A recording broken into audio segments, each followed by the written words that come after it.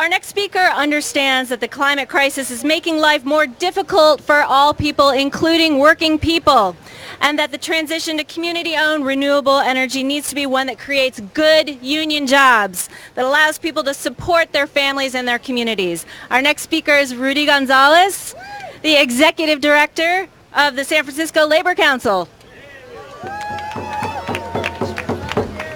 Thank you.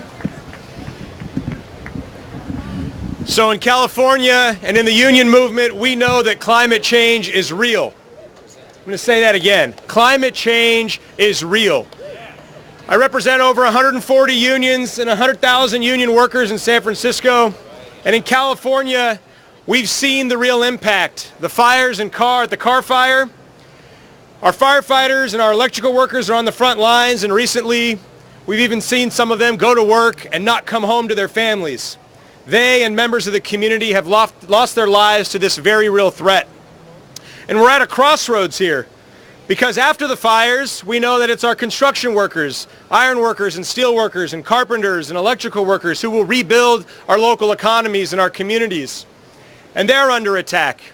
And if we don't stand in solidarity at this crossroads with community and faith, and those of you here to protect the environment, then our jobs won't exist. We've seen recovery efforts in the face of climate change disasters, like in Puerto Rico, when the 1% and their interests moved quickly to dismantle and set aside the Jones Act that protects good union work in the maritime industry.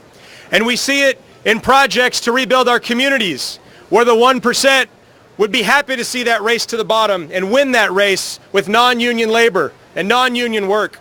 So when we talk about standing together to fight for climate justice and jobs, we have to talk about that old principle of solidarity. We have to stand together on these issues. I can tell you that the big corporations are trying the same tactic on us as a large community as they do to union workers every day. They offer a false choice. They say, choose between better wages or better working conditions, or choose between a secure retirement or affordable health care. And in the union world, we say no to that choice.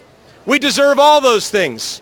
And in the same way, we deserve a clean and peaceful planet for our generation and for future generations, and we deserve good union jobs. We can have good jobs and a clean planet. And I challenge the leaders in our union movement in our communities to join me and be trade unionists. Stand with your brothers and sisters, because the attacks are unprecedented, and the only way we will get through this is to rise together. We have to rise together.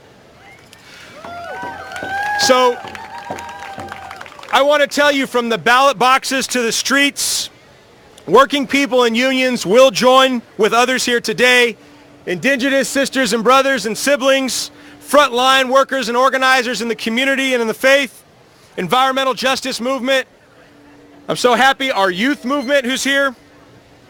We have to ensure that working families and the planet can survive and thrive. Thank you. We stand in solidarity. We will be marching shoulder to shoulder with you in this fight for a clean planet and a just transition. Thank you.